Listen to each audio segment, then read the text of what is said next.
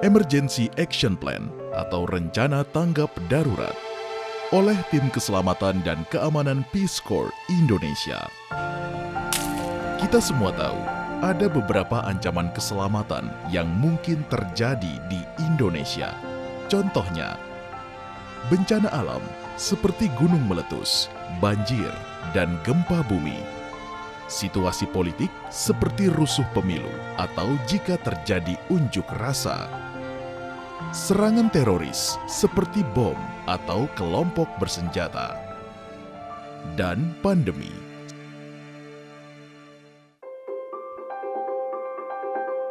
Itulah mengapa Peace Corps menyusun rencana tanggap darurat atau EAP untuk memastikan agar relawan mampu mengantisipasi dan merespon keadaan darurat.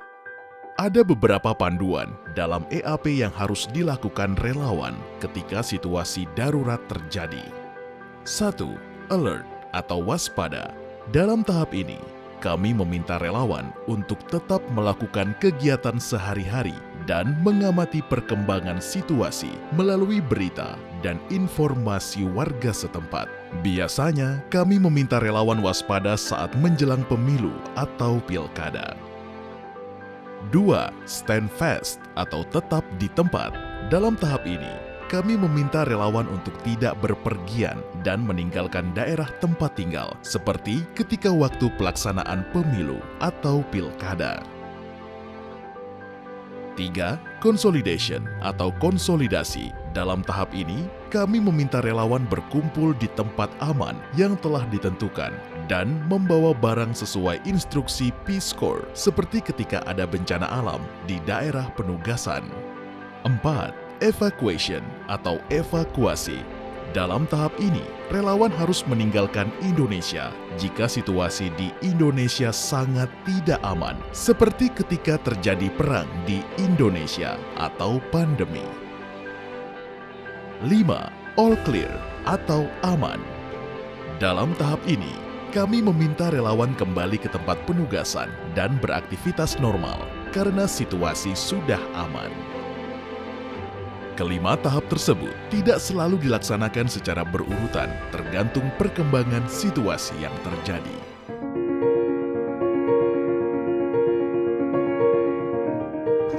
Perkenalkan, nama saya Wiwi. Asal saya dari Bumiaji, Kota Batu.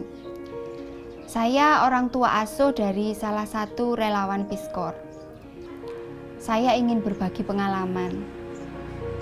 Waktu itu sedang menjelang pemilu dan kami ingin mengajak relawan untuk jalan-jalan keluar kota.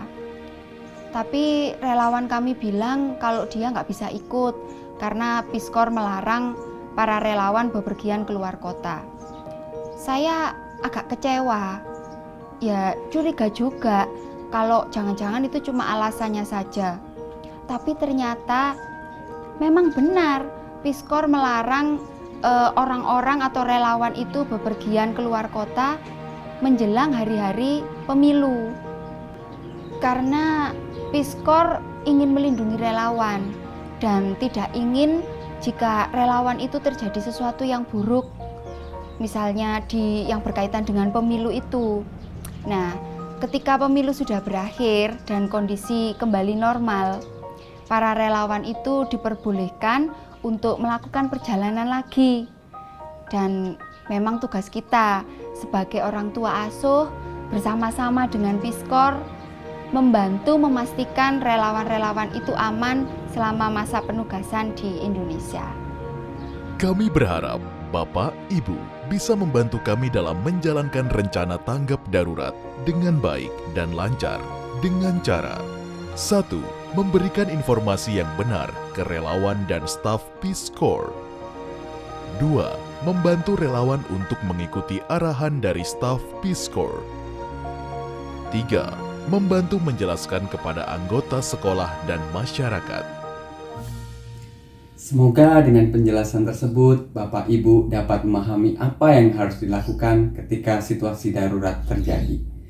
Jika Bapak dan Ibu masih memiliki pertanyaan terkait EAP, silakan hubungi kami. Terima kasih.